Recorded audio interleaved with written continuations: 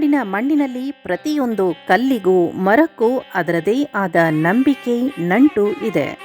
ಆದರೆ ಒಂದು ದೈವ ಮಾತ್ರ ಜನರ ಅಂತರಂಗದಲ್ಲಿ ವಿಶೇಷ ಸ್ಥಾನ ಪಡೆದಿದೆ. ಅದುವೇ ಕೊರಗಜ್ಜ.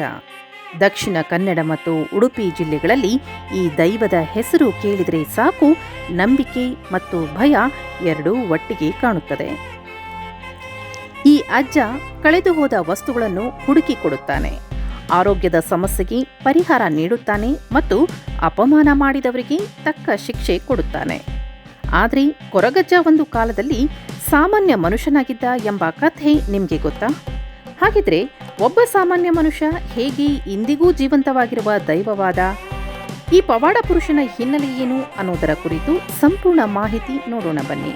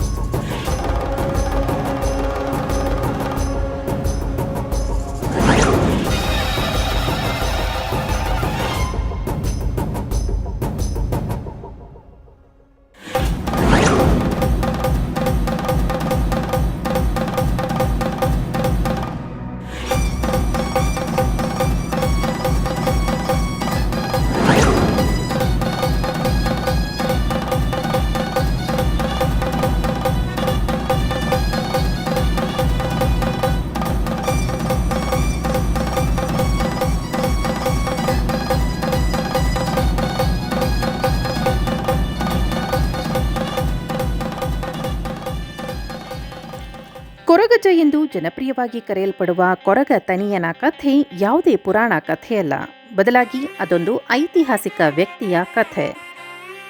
ಕೊರಗ ತನಿಯನು ತೀರಾ ಚಿಕ್ಕವನಾಗಿದ್ದಾಗಲೇ ತಾಯಿ ತಂದೆಯನ್ನು ಕಳೆದುಕೊಂಡು ಅನಾಥನಾಗುತ್ತಾನೆ. ಆತನನ್ನು ಮೈರಕ್ಕ ಎಂಬಾಕೆ ದತ್ತು ಪಡೆದು ತನ್ನ ಸ್ವಂತ ಮಗನಂತೆ ನೋಡಿಕೊಳ್ಳುತ್ತಾಳೆ. ಮೈರಕ್ಕ ಕುಟುಂಬದವರು ಸೇಂದಿ ಮಾರಾಟ ಮತ್ತು ಬುಟ್ಟಿ ಹೆಣೆಯುವ ಕಾಯಕದಲ್ಲಿದ್ದರು. ತನಿಯ ಕೂಡ ಅವರ ಜೊತೆ ಸೇರಿ ದುಡಿಯಲು ಶುರು ಮಾಡಿದ. ಆನಂತರ ಆ ಕುಟುಂಬದಲ್ಲಿ ಸಮೃದ್ಧಿ ಮತ್ತು ವ್ಯವಹಾರದಲ್ಲಿ ಅಭಿವೃದ್ಧಿ ಕಾಣಲು ಶುರುವಾಗಿತ್ತು. ಹೀಗಿರುವಾಗ ಒಂದು ದಿನ ಗ್ರಾಮದಲ್ಲಿ ದೈವಗಳಿಗೆ ನೇಮವನ್ನು ಆಯೋಜಿಸಲಾಗುತ್ತದೆ. ಆ ಸಮಯದಲ್ಲಿ ದೇವಸ್ಥಾನಕ್ಕೆ ತೆಂಗಿನಕಾಯಿ, ಬಾಳೆಗಿಡ, ತೆಂಗಿನ ಗರಿಗಳಂತಹ ಸಾಮಗ್ರಿಗಳನ್ನು ಸಾಗಿಸುವ ಜವಾಬ್ದಾರಿ ಮೈರಕ್ಕನ ಕುಟುಂಬಕ್ಕೆ ಬರುತ್ತದೆ. ಈ ಎಲ್ಲ ಸಾಮಗ್ರಿಗಳನ್ನು ಸಾಗಿಸಲು ಕನಿಷ್ಠ 7 ಜನರು ಬೇಕಾಗಿತ್ತು. ಆದರೆ ಯಾರೂ ಲಭ್ಯವಿಲ್ಲದ ಕಾರಣ ಮೈರಕ್ಕ ತನಿಯನಿಗೆ ದೇವಸ್ಥಾನದ ಕೆಲಸದ ಮಹತ್ವ ತಿಳಿಸಿ ಅದನ್ನು ಒಬ್ಬನೇ ಸಾಗಿಸಲು ಮನವಿ ಮಾಡುತ್ತಾಳೆ. ಆಗ ತನಿಯ 7 ಜನರಿಗೆ ನೀಡುವ ಆಹಾರವನ್ನು ತನಗೆ ನೀಡಬೇಕೆಂಬ ಷರತ್ತಿನ ಮೇಲೆ ಎಲ್ಲ ಹೊರೆಯನ್ನು ಒಬ್ಬನೇ ಹೊತ್ತು ದೇವಸ್ಥಾನಕ್ಕೆ ಸಾಗಿಸುತ್ತಾನೆ. ದೇವಸ್ಥಾನ ತಲುಪಿದ ಮೇಲೆ ತನಿಯನು ಎಲ್ಲ ಸಾಮಗ್ರಿಗಳೊಂದಿಗೆ ಮುಖ್ಯ ದೇವಾಲಯದ ಒಳಗೆ ಹೋಗಲು ಪ್ರಯತ್ನಿಸುತ್ತಾನೆ. ಆದರೆ ಅವನನ್ನು ಕೆಳಜಾತಿಯ ಕಾರಣಕ್ಕೆ ತಡೆಯಲಾಗುತ್ತದೆ. ಇದರಿಂದ ತೀವ್ರ ಕೋಪಗೊಂಡ ತನಿಯ, ನಿಮ್ಮ ದೇವರಿಗೆ ನಾವು ನೀಡುವ ವಸ್ತುಗಳು ಬೇಕು, ಆದರೆ ನಾವು ಬೇಡವೇ? ಇದ್ಯಾವ ನ್ಯಾಯ ಎಂದು ಪ್ರಶ್ನಿಸಲು ಶುರು ಮಾಡುತ್ತಾನೆ. ಇವನ ಮಾತಿಗೆ ಯಾರೂ ಕಿವಿಗೊಡುವುದಿಲ್ಲ. ಆತನ ಕಣ್ಣು ದೇವಸ್ಥಾನದ ಪಕ್ಕದಲ್ಲಿದ್ದ ಒಂದು ಉಪ್ಪಿನಕಾಯಿ ಹಣ್ಣಿನ ಮರದ ಮೇಲೆ ಬೀಳುತ್ತೆ. ಮೈರಕ್ಕ ಹೇಳಿದ್ದ ಮಾತು ನೆನಪಿಸಿಕೊಂಡು ಆ ಹಣ್ಣುಗಳನ್ನು ಕೀಳಲು ಮುಂದಾಗುತ್ತಾನೆ. ಹಣ್ಣುಗಳು ಎಟುಕದ ಕಾರಣ ತನ್ನ ಒಂದು ಕಾಲನ್ನು ದೇವಸ್ಥಾನದ ಮೆಟ್ಟಿಲಿನ ಮೇಲೆ ಇಡುತ್ತಾನೆ. ಆಗಲೂ ಎಟುಕದ ಕಾರಣ ಮತ್ತೊಂದು ಕಾಲನ್ನು ದೇವಾಲಯದ ಕಲಶದ ಮೇಲಿಟ್ಟಾಗ ದೇವಸ್ಥಾನದೊಳಗಿದ್ದ ದೈವ ಕೋಪದಿಂದ ಮಾಯವಾಗಿ ಬಿಡುತ್ತೆ. ಅಂದಿನಿಂದ ತನಿಯ ದೈವತ್ವವನ್ನು ಪಡೆದುಕೊಂಡನು ಎಂಬುದು ತುಳುನಾಡಿನ ನಂಬಿಕೆ. ಕೊರಗಜ್ಜನ ಪೂಜೆ ಮತ್ತು ಆಚರಣೆಗಳು ತುಂಬ ವಿಶಿಷ್ಟವಾಗಿವೆ. ಕೊರಗ ತನಿಯ ಬೆಳೆದಿದ್ದು ಸೇಂದಿ ಮಾರುವ ಮೈರಕ್ಕನ ಕುಟುಂಬದಲ್ಲಿ. ಚಿಕ್ಕಂದಿನಿಂದಲೇ ಸೇಂದಿ ಕುಡಿಯುವುದನ್ನು ರೂಢಿಸಿಕೊಂಡಿದ್ದ.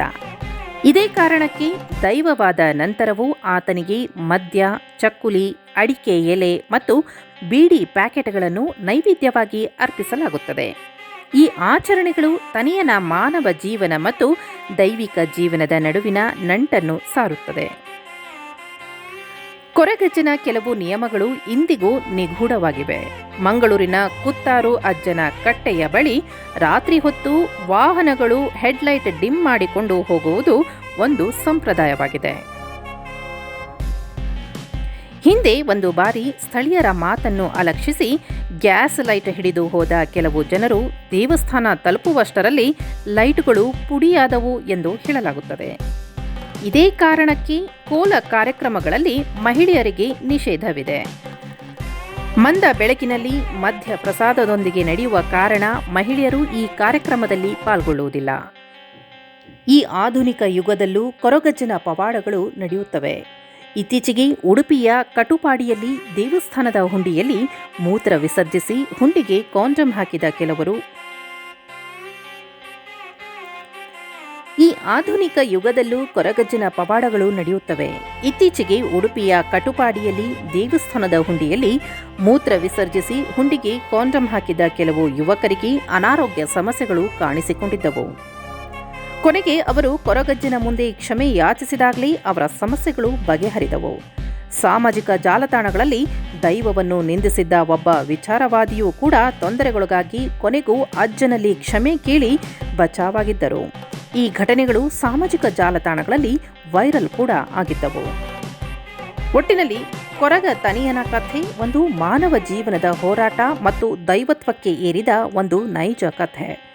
ನಂಬಿಕೆ ಇಲ್ಲದವರಿಗೆ ಕೇವಲ ಮೂಢನಂಬಿಕೆಯಾಗಿ ಕಂಡರೂ ದಕ್ಷಿಣ ಕನ್ನಡದ ಜನರಿಗೆ ಕೊರಗಜ್ಜ ಕಷ್ಟಕಾಲದಲ್ಲಿ ನೆರವಿಗೆ ಬರುವ ಒಂದು ಜೀವಂತ ದೈವ. ಶ್ರದ್ಧೆಯಿಂದ ನಂಬಿದವರಿಗೆ ಅಜ್ಜನ ಆಶೀರ್ವಾದ ಸದಾ ಇರುತ್ತೆ. ಆದರೆ ಅವಮಾನ ಮಾಡಿದವರಿಗೆ ಶಿಕ್ಷೆ ಖಚಿತ ಎಂಬುದು ಇಂದಿಗೂ ನಡೆದಿರುವ ಪವಾಡಗಳಿಂದ ಸಾಬೀತಾಗಿದೆ.